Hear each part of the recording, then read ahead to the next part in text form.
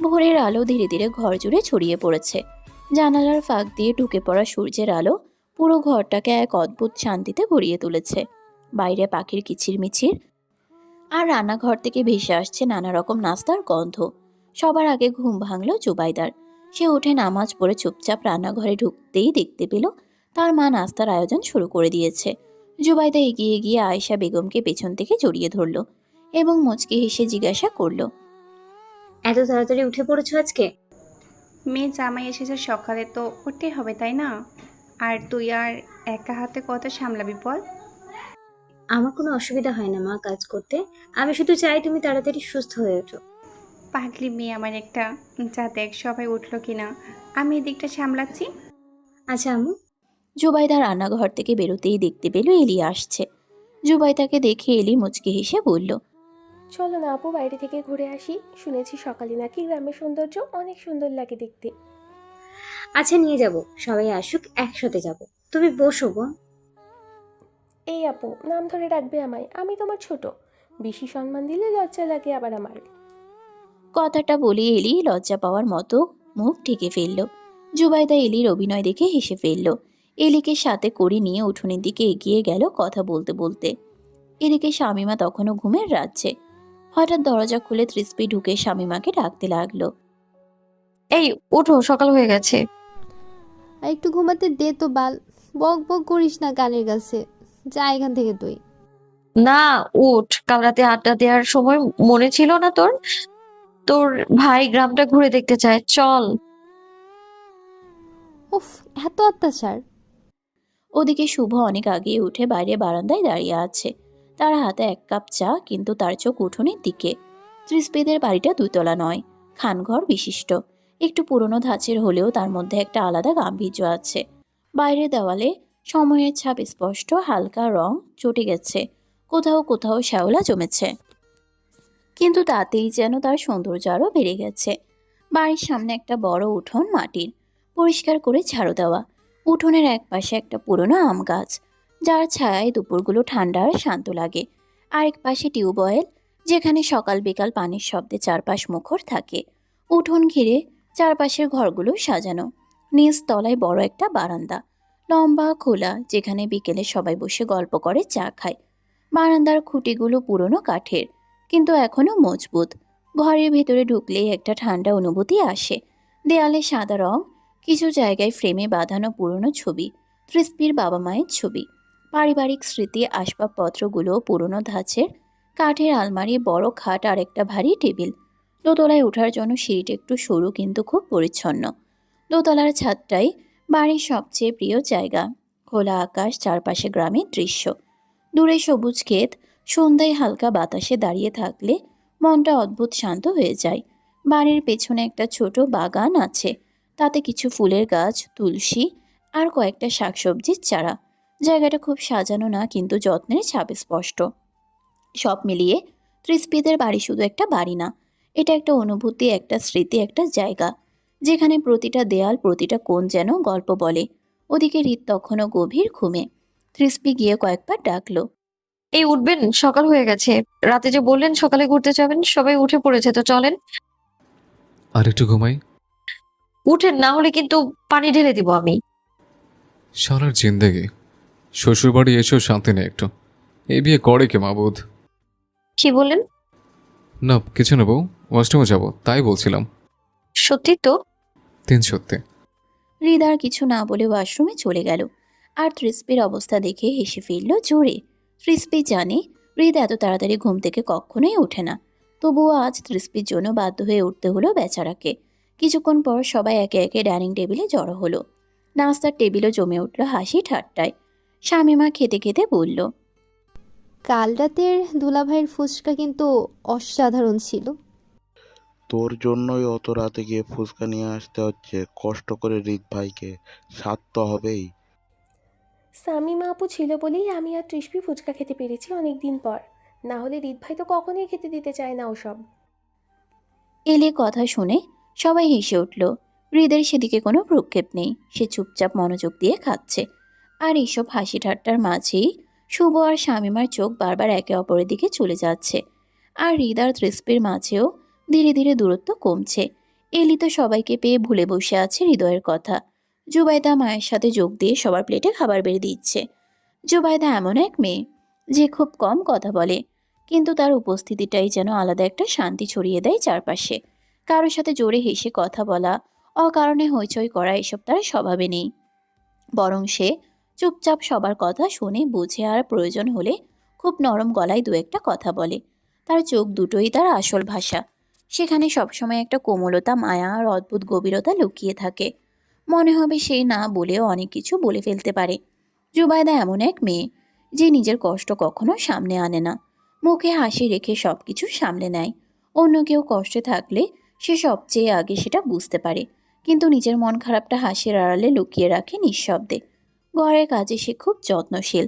কার কি পছন্দ, কে কি খেতে ভালোবাসে, এসব সে মনে রাখে নিখুঁতভাবে। তাই তো সবাই না বললেও সে নিজে থেকে এগিয়ে গিয়ে সবার যত্ন নেয়। তার চলাফেরায় একটা লাজুক সৌন্দর্য আছে।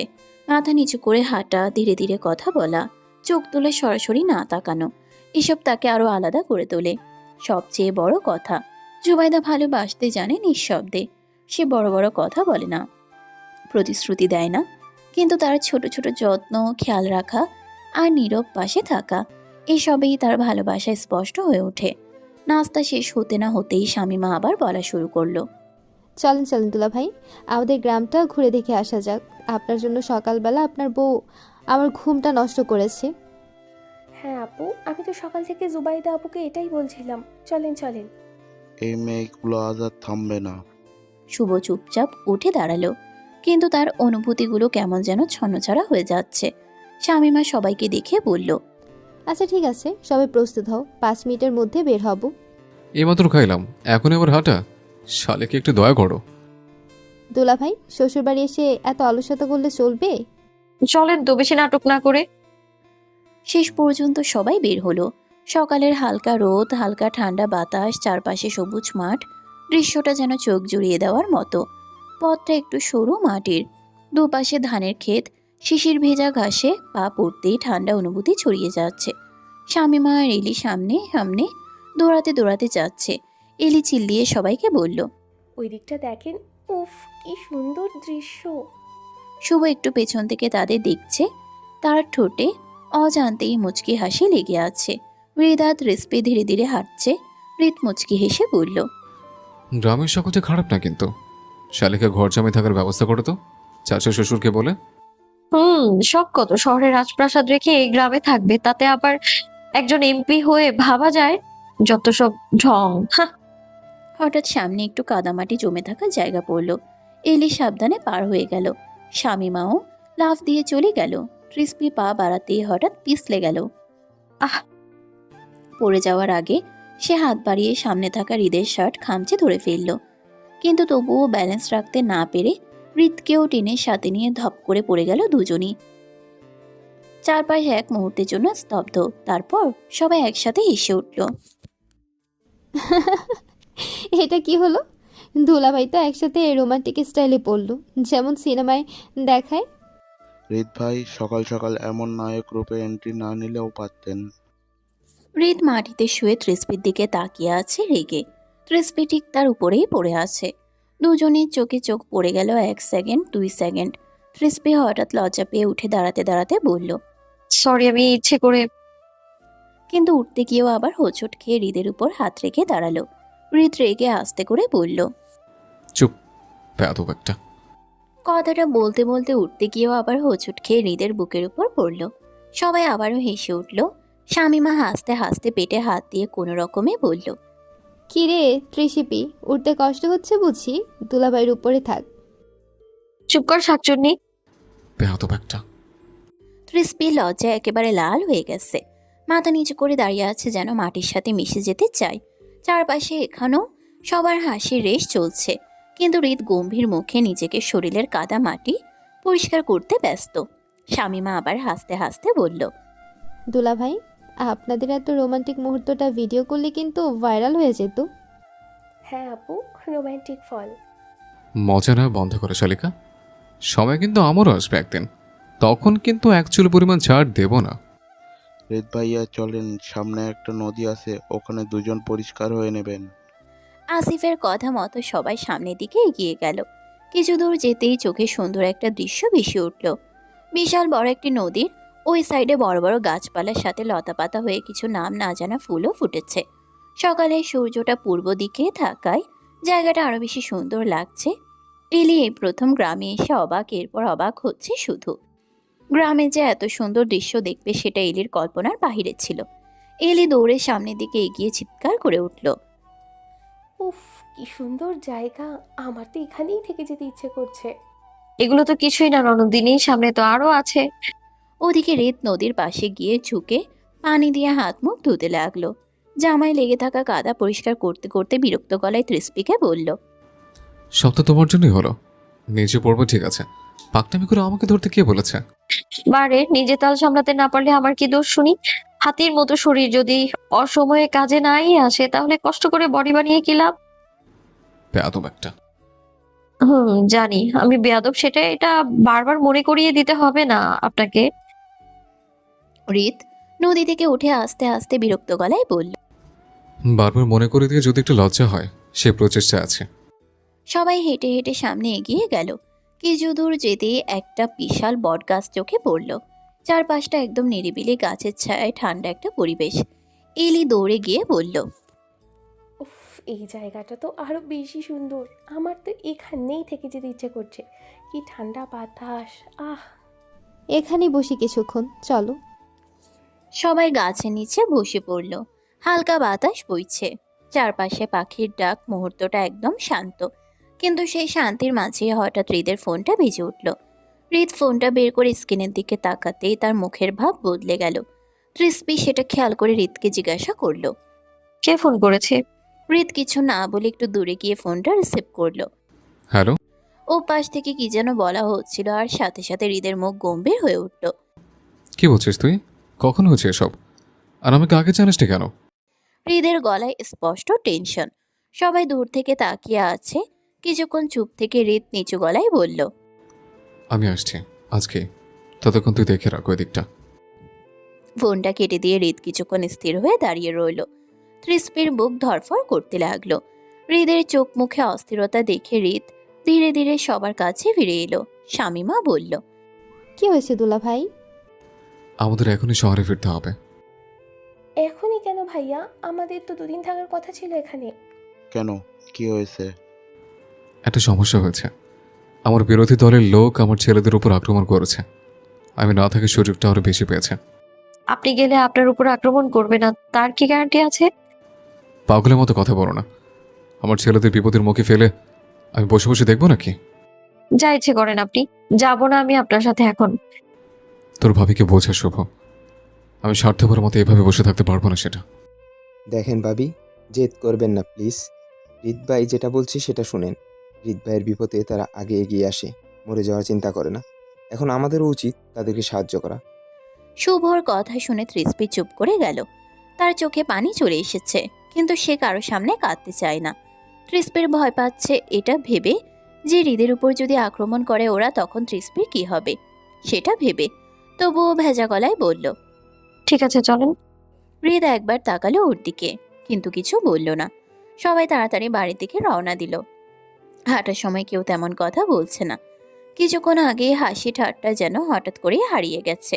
তৃষ্পি একটু পেছনে হাঁটছে, তার মাথায় শুধু একটা কথাই ঘুরছে। তার বুকটা কেমন করে উঠছে হৃদের যদি কিছু হয় সেটা ভেবে। বাড়িতে পৌঁছাতেই সবাই তাড়াহুড়া শুরু করে দিল। আয়েশা বেগম অবাক হয়ে বললেন, এত তাড়াতাড়ি ফিরলি যে পিসপি, কি হয়েছে? তৃষ্পি নিজেকে স্বাভাবিক করে নিল। সে এসব কথা জানাতে চায় না বাড়ির মানুষকে, তখন ওনারা টেনশন করবে, তাই কোনো রকম বলল, তোমাদের জামাইয়ের শহরে ইম্পর্টেন্ট একটা কাজ পড়েছে, আমাদেরকে ফিরে যেতে হবে বড় আম্মু।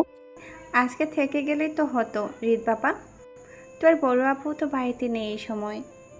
হৃদ তো পুরাই অবাক। হৃদ ভাবতে পারেনি যে তৃষ্পি এভাবে বলবে বড় আম্মু।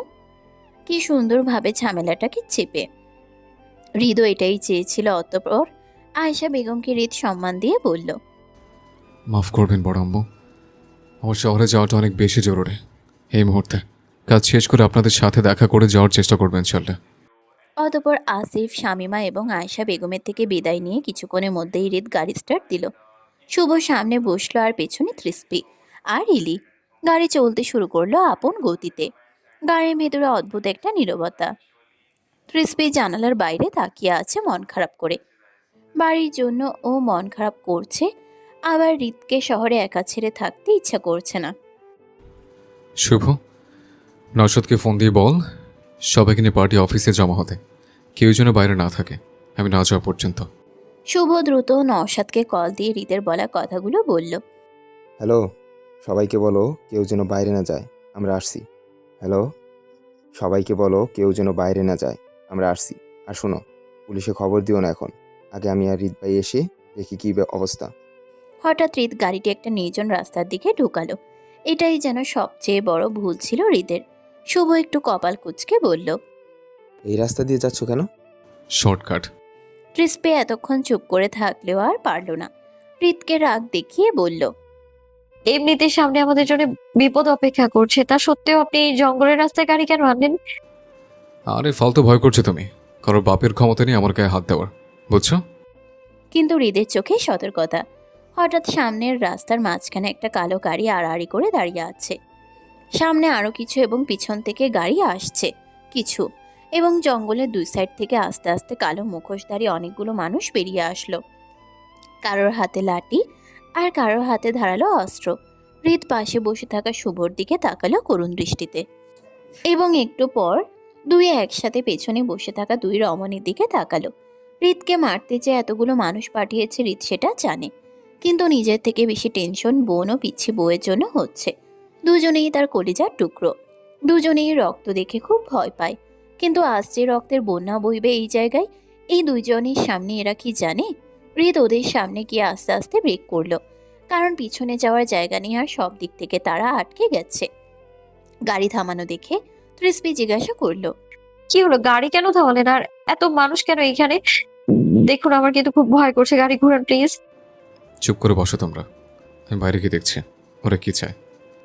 গাড়ি থেকে নামবে না কিন্তু, মনে থাকে জানা দুজনের। হৃদ এতগুলো খারাপ মানুষের সামনে যাবে শুনে ক্রিসপির বুক ধরফর করছে। ভেজা গলায় বলল। কিন্তু বললাম তো কিছু হবে না, যেটা বলছি সেটা শোনো প্লিজ, আমি আসছি বাইরে থেকে। ক্রিসপি কিছু বলতে গিয়েও থেমে গেল। তার বুকের ভেতর কেমন অদ্ভুত একটা ভয় কাজ করছে।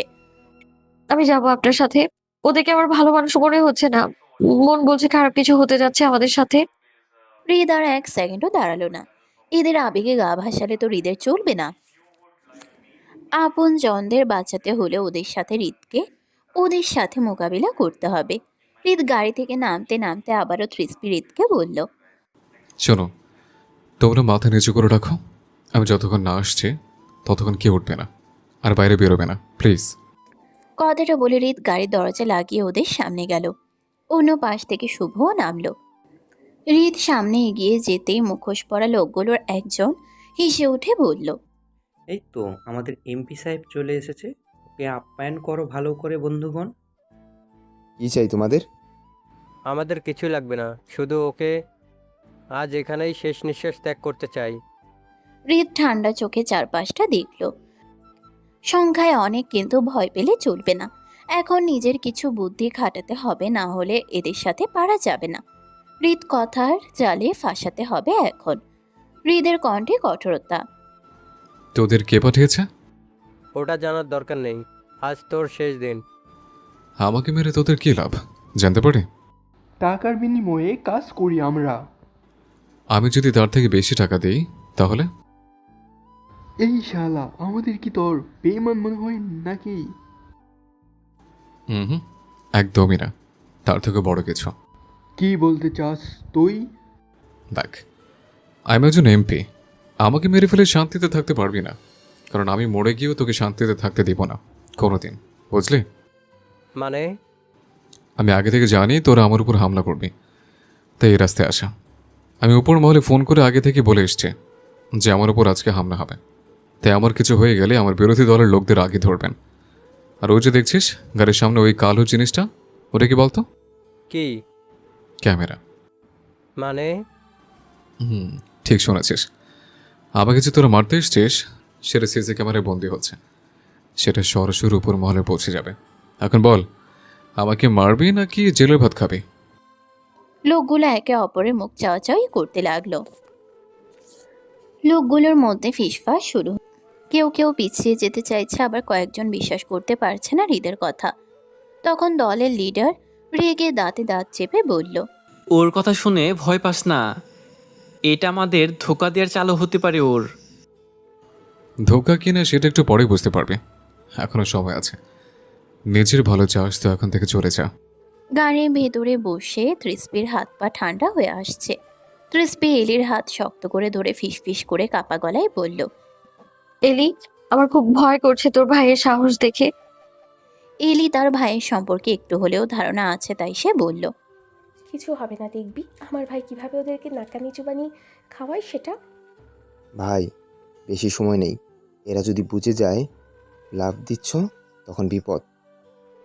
জানি আমি, তবে এদের কাছে হার মানতে রাজি না। আর তোর ভাবির সামনে রক্তের খেলা খেলতে চায় না। দেখি এভাবে কতক্ষণ এদের আটকে রাখতে পারি, নাহলে অন্য পথ দেখতে হবে। ঠিক তখনই দূর থেকে কয়েকটা গাড়ির শব্দ ভেসে এলো। শব্দটা যত কাছে আসতে লাগলো, মুখোশ পরা লোকগুলোর মুখের ভাব বদলে গেল। ওরা ভাবছে হৃদের হয়তো কোনো চাল এটা। কেউ কেউ বলল, ভাই, সত্যি সত্যি কেউ আছে মনে হচ্ছে এইদিকে। মনে হয় এই শালা কাউকে ফোন করে বলে দিয়েছে আমরা আটক করেছি সেটা। সবাই ছড়িয়ে যা চারিদিকে, সন্দেহ মতো কিছু বুঝতে পারলে ওদের উপর হামলা করবি। মুহূর্তের মধ্যে চারপাশে বিশৃঙ্খলা তৈরি হলো। যে যেদিকে পারছে দৌড়াতে শুরু করলো। কয়েকজন নিজেদের গাড়িতে উঠে দ্রুত পালিয়ে গেল। শুভ অবাক হয়ে হৃদের দিকে তাকিয়ে বলল, সত্যি কাউকে খবর দিয়েছিলে হৃদ ভাই? না, ভাগ্য ভালো কেউ রাস্তা দিয়ে আসছে, আর পাগলের দলগুলো গাড়ির শব্দ শুনে পালিয়েছে। এই সাহস নিয়ে হৃদ খানকে মারতে এসছে, ভাবলে আমার হাসি পাচ্ছে।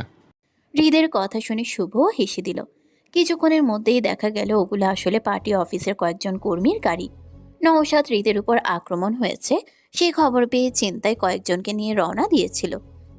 নওশাদ গাড়ি থেকে নামতেই দৌড়ে এসে বলল, ভাইয়া, আপনি ঠিক আছেন তো? আমি ঠিক আছে। মনে হচ্ছে আমার বিরোধী দলের কেউ এসেছিল হয়তো। কারা ছিল ভাইয়া, চিনতে পারছেন? না, মুখ ঢেকেছিল সবাই, কিন্তু যেই পাঠিয়েছে সে খুব কাছের কেউ, নাহলে এত ডিটেল জানতো না আমার কখনো।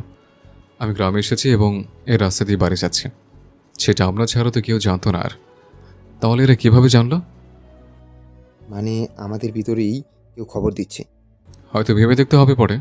চল আগে তোদের ভাবির কাছে যাই। হৃদ গাড়ির দিকে এগিয়ে যেতেই তৃষ্পি দরজা খুলে তাড়াতাড়ি নেমে এলো। তার চোখ লাল, মুখ ফ্যাকাশে। হৃদ কিছু বলার আগেই তৃষ্পির আগে কাঁপতে কাঁপতে বলল, আপনি কি নিজেকে সুপারহিরো ভাবেন? এতগুলো লোকের সামনে একা চলে গেলেন কেন? আপনার যদি কোনো ক্ষতি করে দিত তখন কি হতো? হৃদ একটু থমকে গেল। এমন রাগী তৃষ্পি সে কমই দেখেছে। নাকি কি করতাম? ওরা কি আমাদের এমনি এমনি ছেড়ে দিত নাকি? আপনার কিছু হলে আমি কি করতাম ভেবেছেন একবার? এসব এমপি পদ থেকে বাইরে বেরিয়ে আসুন। আজকে হামলা করেছে, কাল আবার করবে না, তার কি গ্যারান্টি আছে? তৃষ্পির কথা শুনে চারপাশটা হঠাৎ নিস্তব্ধ হয়ে গেল। সবাই চুপচাপ দাঁড়িয়ে আছে। হৃদ কয়েক সেকেন্ড কিছু বলল না, শুধু তাকিয়ে রইল তৃষ্পির দিকে। তারপর ধীরে কিন্তু দৃঢ় গলায় বলল, সবকিছু এত সহজ না তৃষ্পি।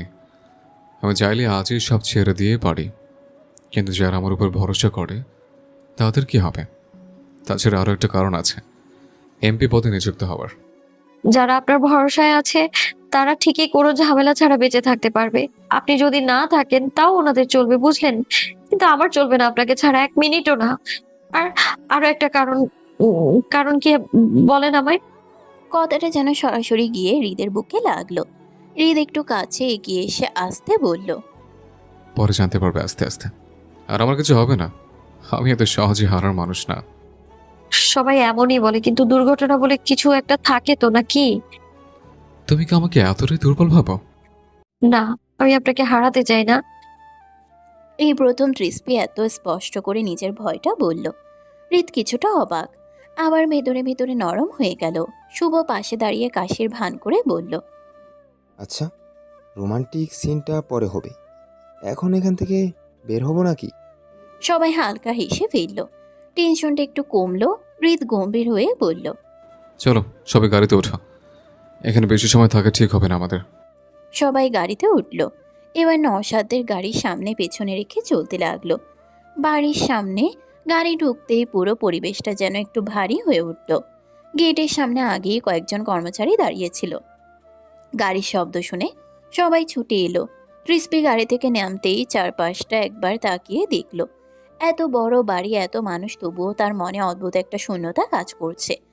আজকের ঘটনার পর সে যেন ভিতরে ভিতরে কেঁপে উঠেছে। হৃদ গাড়ি থেকে নেমে সবার দিকে একবার তাকিয়ে বলল, সবাই ভেতরে যাও, আর আজকের ঘটনা বাড়িতে যেন কেউ না জানে, বুঝছো? এলি, ত্রিস্পি, শুভ মাথা নেড়ে সম্মতি দিল। এলি ত্রিস্পির কাঁধে হাত রেখে বলল, চল ভেতরে যাই, তোর হাত মুখ কেমন ফ্যাকাশে হয়ে গেছে, ফ্রেশ হয়ে ঘুমা গিয়ে দেখবি ভালো লাগবে। ত্রিস্পি কিছু না বলে ধীরে ধীরে ভেতরে ঢুকে গেল। ড্রয়িং রুমে ঢুকতেই ত্রিস্পি সোফায় বসে পড়ল।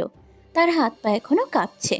সালমা ত্রিস্পির এমন অবস্থা দেখে তাড়াতাড়ি পানি এনে দিল। এই নে পানি খামা। তোরা আজকে বাড়ি চলে আসলি কেন? তোদের না আরো 2 দিন পর আসার কথা ছিল? আর তোর এই অবস্থা কেন? ত্রিস্পি গ্লাসটা হাতে নিয়ে এক ঢোক খেলো। তারপর চোখ বন্ধ করে কিছুক্ষণ চুপ করে বসে রইল। এদিকে হৃদ একটু দূরে দাঁড়িয়ে সব দেখছে। তার চোখে একটা অপরাধবোধ স্পষ্ট। সে ধীরে ধীরে এগিয়ে এসে বলল, এখন কেমন লাগছে? ত্রিস্পি চোখ খুলে তার দিকে তাকালো, কিন্তু কিছু বলল না। এই নীরবতাই যেন হৃদের জন্য সবচেয়ে কঠিন হয়ে উঠল। সালমা খান হৃদকে দেখে জিজ্ঞাসা করল, কি হয়েছে রিত? তৃষ্টির এই অবস্থা কেন? সেরকম কিছু না আম্মু, একটু জরুরি কাজ পড়ে গিয়েছিল, তাই আজকে বাড়ি চলে আসলাম। বৌমা নিজের মায়ের বাড়ি অনেক দিন পর গেল, আর তুই তাকে 2টো রাতও থাকতে দিলি না? সরি আম্মু, কাজটা অনেক জরুরি ছিল, তাই আর কি। হৃদের কথা শেষ হতেই সালমা খান একটু সন্দেহের চোখে তাকালেন। ত্রিস্পির ফ্যাকাশে মুখটা তার নজর এড়ালো না মোটেও। কঠিন গলায় হৃদকে বললেন, জরুরি কাজ? কাজের জন্য বাড়ি এসেছো মানলাম, কিন্তু ওর এই অবস্থা কেন হলো? হৃদ কিছু বলার আগে এলি তাড়াতাড়ি বলল, আম্মু রাস্তায় একটু প্রবলেম হয়েছিল, তাই ও একটু ভয় পেয়ে গেছে, কিন্তু সিরিয়াস না কিছু, বিশ্বাস করো। আচ্ছা ঠিক আছে, আগে ওকে রুমে নিয়ে যা, রেস্ট নেই। এলি ধীরে ধীরে ত্রিস্পিকে নিয়ে রুমে আসলো। ত্রিস্পি রুমে এসে বিছানার এক কোণে বসলো। ত্রিস্পির রাস্তার ঘটনা এখনো ভুলতে পারছে না। আজ না বেঁচে ফিরতে পেরেছে, এক আল্লাহর সাথে ছিল বলে। সব দিন তো আর পারবে না। আর সব থেকে বড় কথা, খবরটা দিল কে ওদেরকে? ত্রিস্পি এলির দিকে জিজ্ঞাসা দৃষ্টিতে তাকালো। হঠাৎ ত্রিস্পিকে এভাবে জিজ্ঞাসা দৃষ্টিতে তাকাতে দেখে এলি একটু নড়েচড়ে বসলো। আচ্ছা, তুই কি হৃদয়কে বলেছিস যে আমরা ওই রাস্তা দিয়ে আসি? তা আর তাছাড়া আমরা গ্রামে আছি, সেটা আমাদের ফ্যামিলির মানুষ ছাড়া তো কেউ জানতো না। এলির মুখের হাসিটা মুহূর্তেই মিলিয়ে গেল। সে কয়েক সেকেন্ড চুপ থেকে বলল, তুই কি ভাবছিস আমি এসব হৃদয়কে বলেছি? সেটাই তো, মানে তুই হৃদয়কে সন্দেহ করছিস তৃষ্পি? না না, আমি ওভাবে বলতে চাইনি, কিন্তু তোর ভাই নিজেই তো বললো নিজেদের কাছের কেউ না জানালে এত কিছু জানা সম্ভব নয়। তে মাথায় প্রশ্নটা আসলো আর কি। হৃদয়কে শুধু এটুকুই বলেছিলাম যে আমরা গ্রামের বাড়িতে এসেছি, কিন্তু কোন রাস্তা দিয়ে ফিরবো, কখন ফিরবো, এসব কিছুই বলিনি আমি। আর আমরা তো হঠাৎ করে চলে আসলাম, তাহলে ওকে বলার টাইম পেলাম কখন? তাহলে ওরা জানলো কিভাবে এলি? আমি জানি না তৃষ্পি, তবে একটা কথা বুঝতে পারছি, ভাইয়ার আশেপাশে এমন কেউ আছে যে সব খবর বাইরে পাচার করছে। কিন্তু এমন করবে কে? রাজনীতিতে আপন মানুষ আর পর মানুষ আলাদা করা কঠিন। এখানে হাসি মুখে পাশে দাঁড়িয়ে থাকা মানুষটাই পেছন থেকে ছুরি মারে। ত্রিস্পি চুপ করে গেল। হঠাৎ তার মনে পড়ল হৃদের কথাটা। যেই পাঠিয়েছে সে খুব কাছের কেউ। রুমের ভেতর অদ্ভুত নীরবতা নেমে এলো। ঠিক তখনই ত্রিস্পির ফোনে একটা মেসেজ আসলো। মেসেজটা পড়ার সাথে সাথেই ত্রিস্পির হাত কেঁপে উঠল। মনে হলো শরীরের ভেতরে সব শক্তি যেন মুহূর্তেই শেষ হয়ে গেছে। তার বুকের ভেতর ধক ধক শব্দটা এত জোরে হচ্ছিল যে নিজেরই শুনতে কষ্ট হচ্ছিল। ত্রিস্পির ঠোঁট শুকিয়ে গেল। সে অসহায়ের মতো এলির দিকে তাকিয়ে কাপা গলায় বলল, এলি, ওরা আবার কিছু করবে না তো? হৃদের কিছু হলে আমি বাঁচবো না।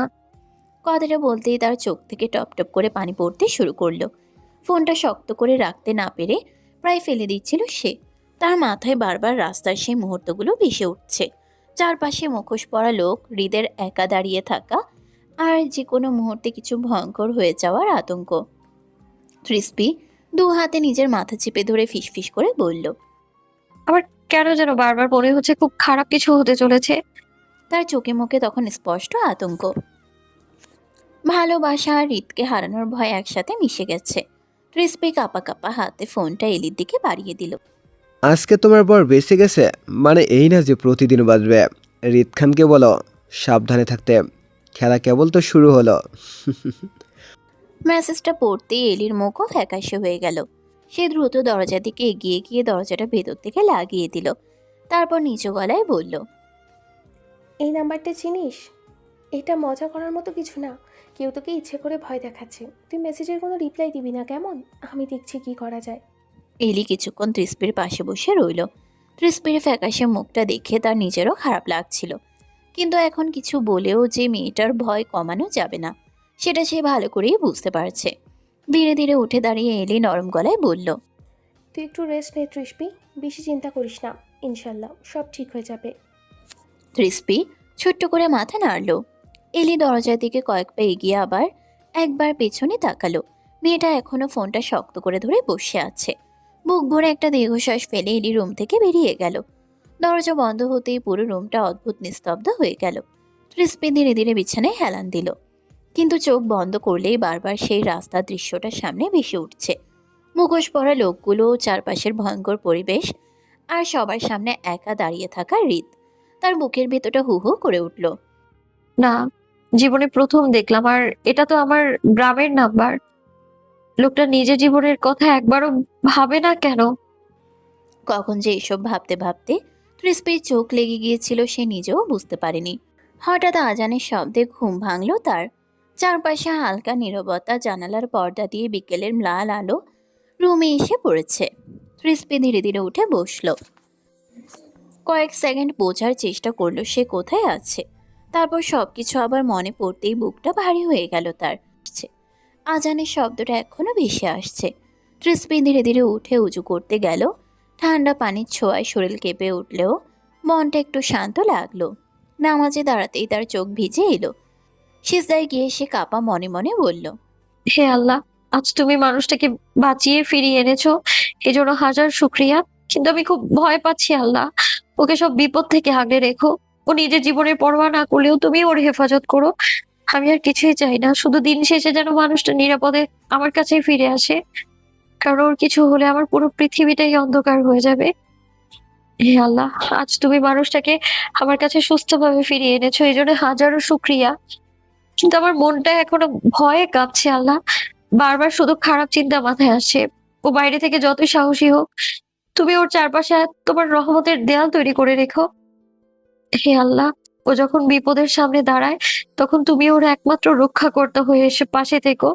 মানুষটা নিজের জীবনের কথা না ভাবলেও আমি তো ওকে ছাড়া এক মুহূর্ত ভাবতে পারি না আল্লাহ। হে আল্লাহ, তুমি ওর সব শত্রু, সব অশুভ নজর আর সব বিপদকে ওর জীবন থেকে দূরে সরিয়ে দাও। ওর কপালে কোনো কষ্ট লিখে থাকলে সেই কষ্ট আমার ভাগে দিয়ে দাও, তবু ওকে ভালো রেখো। হে আল্লাহ, দিন শেষে যে মানুষটা নিরাপদে আমার কাছে ফিরে আসে যেন, এটাই আমার সবচেয়ে বড় চাওয়া। কারণ ওর হাসির মাঝে যে আমার শান্তি, আর ওর অস্তিত্বেই জড়িয়ে আছে আমার পুরো পৃথিবী। দোয়া করতে করতেই তৃষ্পির চোখ বেয়ে টপ টপ করে পানি পড়তে লাগলো। এদিকে নিচতলার স্টাডি রুমে থমথমে পরিবেশ বিরাজ করছে। হৃদ সোফায় হেলান দিয়ে বসে আছে, মুখটা অস্বাভাবিক শান্ত, কিন্তু চোখের দৃষ্টিতে জমে থাকা রাগ স্পষ্ট বোঝা যাচ্ছে। সামনে নওশাদ, শুভ আর আরও কয়েকজন বিশ্বস্ত ছেলে দাঁড়িয়ে আছে। টেবিলের উপর তৃষ্পির ফোনটা রাখা। সে অজানা নাম্বার থেকে আসা মেসেজটা বারবার যেন সবার মাথার ভেতর ঘুরছে। নওশাদ গম্ভীর গলায় বলল, রিদ ভাই, নাম্বারটা আমি চেক করতে দিয়েছি, তবে যেভাবে মেসেজ পাঠিয়েছে দেখে মনে হচ্ছে অনেক হিসাব করে কাজ করছে। ভাই, আমার তো মনে হয় এদের আজকেই খুঁজে বের করা উচিত। বেশি সুযোগ দিলে মাথায় উঠে যাবে। হৃদ ধীরে ধীরে ফোনটা হাতে নিয়ে স্ক্রিনের দিকে তাকালো। তারপর ঠান্ডা গলায় বলল, এরা শুধু ভয় দেখাতে চায় না, ওরা আমাকে উত্তেজিত করতে চাচ্ছে। মানে ভাইয়া? কারণ ওরা জানে তৃষ্পিকে নিয়ে আমি দুর্বল, তাই সরাসরি ওকে ভয় দেখানো শুরু করেছে। কথাটা শুনে সবাই চুপ হয়ে গেল। হৃদের কথা শুনে সবাই চুপ হয়ে গেল। পাশ থেকে নওশাদ গম্ভীর গলায় বলল, ভাই, ভাবি তো আপনার পূর্ব পরিচিত এবং সে আপনার আসল দুর্বলতা সেটা তো আপনার বাড়ির মানুষ আর আমরা কয়েকজন ছাড়া তো আর কেউ জানে না, এবং ভাবিও না। তাহলে ভাবিকে ভয় দেখানোর কারণ কি? নওশাদের কথাটা শুনে হৃদের চোখ মুহূর্তের জন্য স্থির হয়ে গেল। সে ধীরে ধীরে সোফা থেকে উঠে জানালার পাশে গিয়ে দাঁড়ালো। বাইরে গভীর রাতের অন্ধকার, দূরের আলোগুলো যেন আজ অদ্ভুত নিস্তব্ধ লাগছে। কিছুক্ষণ চুপ থেকে হৃদ তিক্ত হেসে নিচু গলায় বলল, জানিস, নওশাদ বাইরের শত্রুদের আমি কখনো ভয় পাই না, কারণ ওরা সামনে থেকে আঘাত করে। ভয়টা তখনই লাগে যখন নিচের মানুষ সেজে কেউ পেছন থেকে ছুরি মারে। সে একবার চোখ বন্ধ করে গভীর নিঃশ্বাস ফেলল। বাইরের মানুষ যতটা না বিশ্বাস ভাঙে, তার চেয়ে বেশি ভাঙে আপন মানুষ। কারণ তারা খুব কাছে থেকে তোমার দুর্বলতা, তোমার ভয়, আমার ভালোবাসার সব কিছু দেখে, তারপর ঠিক সেখানে আঘাত করে, যেখানে মানুষটা সবচেয়ে বেশি অসহায়। হৃদের গলার কষ্ট মেশানো তিক্ততা শুনে পুরো রুম নিস্তব্ধ হয়ে গেল।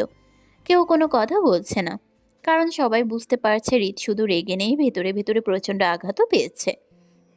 কিছুক্ষণ পর শুভ বলল, হৃদ ভাই, আমার মনে হচ্ছে লীলা এসব কিছু করছে, কারণ আমাদের ফ্যামিলি সম্পর্কে সে খুব ভালোভাবে জানে। আর তোমার কারণে তার আব্বুর ব্যবসায় অনেক ক্ষতি হয়েছে। হতে পারে ওরা এইসব করছে। তোমার কি মনে হয়? যেই হোক, এবার আমি নিজে খুঁজে বের করবো কে করছে তাই সব। অনেকদিন সবাইকে ছাড় দিয়েছে, আর না। কিন্তু ভাই, ভাবিকে কি একা রাখা ঠিক হবে? ওরা যদি আবার কিছু করার চেষ্টা করে, আর ভাবির নাম্বারও তো ওদের কাছে আছে। ত্রিস্পির আশেপাশে এখন থেকে আমার অনুমতি ছাড়া কোনো নতুন মানুষ ঢুকবে না। বাড়ির সিকিউরিটিও ডাবল করে দেওয়ার ব্যবস্থা কর শুভ। আচ্ছা ভাই। আর একটা কথা, আজকের ব্যাপারটা মিডিয়া বা বাইরের কারো কানে যেন না যায়। গেলে ভালো হবে না, সবাই সাবধানে থাকবে। সবাই মাথা নেড়ে সম্মতি দিল। ঠিক তখনই হৃদের ফোনে আবার সে অজানা নাম্বার থেকে একটা মেসেজ এলো। স্ক্রিনে ভেসে উঠল, হৃদ খান, নিজের সবচেয়ে প্রিয় জিনিসকে আগলে রাখতে শিখুন, না হলে হারাতে বেশি সময় লাগবে না। মেসেজটা পড়তেই হৃদের চোয়াল শক্ত হয়ে গেল। চোখের দৃষ্টি মুহূর্তেই ভয়ঙ্কর ঠান্ডা হয়ে উঠল। কয়েক সেকেন্ড সে স্থির হয়ে স্ক্রিনের দিকে তাকিয়ে রইল। শুভ আর নওশাদ একে অপরের দিকে তাকালো, কারণ তারা খুব ভালো করেই জানে হৃদ যতটা শান্ত থাকে, ভেতরে ততটা ভয়ঙ্কর কিছু চলতে থাকে। নওশাদ ধীরে বলল, ভাই, কে মেসেজ দিয়েছে আবার? হৃদ ফোনটা টেবিলের উপর ছুঁড়ে রেখে ঠান্ডা গলায় বলল, ওরা এবার সরাসরি ত্রিস্পিকে টার্গেট করছে। শালার সাহস তো কম না, সরাসরি ভাবিকে টার্গেট করছে।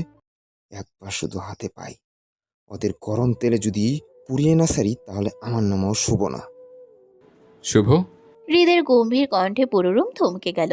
সে ধীরে ধীরে সোফায় বসে দুই হাত জড়ো করে কিছুক্ষণ মাথা নিচু করে রইল। তারপর নিচু স্বরে বলল, ওরা চাইছে আমি রেগে গিয়ে ভুল করি, কিন্তু এবার ভুল আমি না, ওরা করেছে। কেমনে ভুল করলো ভাই? আজকে থেকে ত্রিস্পি একা কোথাও যাবে না। বাড়ির বাইরে তো দূরের কথা, বাড়ির ভেতরেও সবসময় কেউ না কেউ ওর সাথে থাকবে।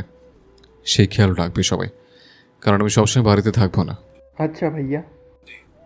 আর ওই নাম্বারটা ট্র্যাক কর, যেখান থেকেই হোক। আমি লোকটাকে চাই। কীভাবে খুঁজে পাবি সেটা তোদের উপর নির্ভর করছে। আমি 24 ঘন্টা সময় দিলাম।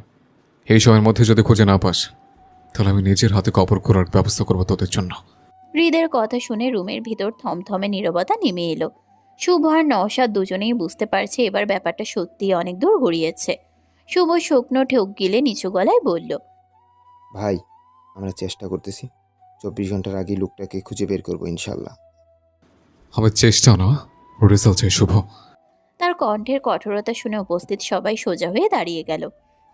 নওশাদ দ্রুত বলল, ভাই, নাম্বারটা যে জায়গা থেকে চালানো হচ্ছে সেই জায়গা ট্যাপ করার কাজ চলছে। আর আজকে যারা রাস্তা ব্লক করেছিল তাদের মধ্যে দুজনকে আমাদের ছেলেরা চিনতে পেরেছে বলে সন্দেহ করছে। সন্দেহ না, নিশ্চিত খবর চাই আমার। ঠিক তখনই দরজার হালকা নক পড়ল। সবাই একসাথে তাকালো দরজার দিকে। শুভ এগিয়ে গিয়ে দরজা খুলতেই সালমা খান ভেতরে ঢুকলেন। রুমের পরিবেশ দেখে তিনি কপাল কুঁচকে বললেন, কি হয়েছে তোদের? সবাই এমন চুপচাপ কেন? কেউ সঙ্গে সঙ্গে উত্তর দিল না। হৃদ মুহূর্তেই নিজের মুখের ভাব স্বাভাবিক করে বলল, কিছু না আব্বু, একটু জরুরি কাজের আলোচনা করছিলাম। সালমা খান সন্দেহের চোখে একবার সবার দিকে তাকালেন, তারপর ধীরে বললেন, কাজের আলোচনা পরে করিস, আগে ওপরে যা, মেয়েটা একা আছে। হৃদের চোখে মুহূর্তের জন্য নরম একটা ছায়া নেমে এলো। সে ধীরে মাথা নেড়ে বলল, যাচ্ছি আম্মু, তুমি ঘুমাও গিয়ে। সালমা খান বেরিয়ে যেতেই হৃদ আবার সবার দিকে তাকালো। মুহূর্তেই তার চোখের সেই নরম ভাবটা মিলিয়ে গেল। কথাটা বলেই সে ধীরে ধীরে রুম থেকে বেরিয়ে গেল।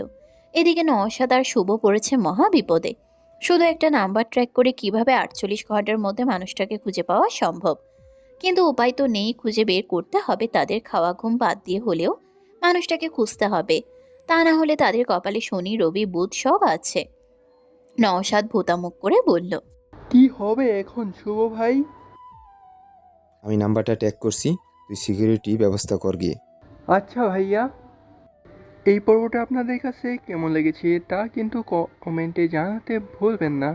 আর চ্যানেলে নতুন হয়ে থাকলে চ্যানেলটাকে সাবস্ক্রাইব করে দিবেন। আর ভিডিওটাতে একটা কষ্ট করে লাইক দিয়ে দিবেন। ধন্যবাদ সবাইকে। নেক্সট পার্ট খুব তাড়াতাড়ি আসতেছে।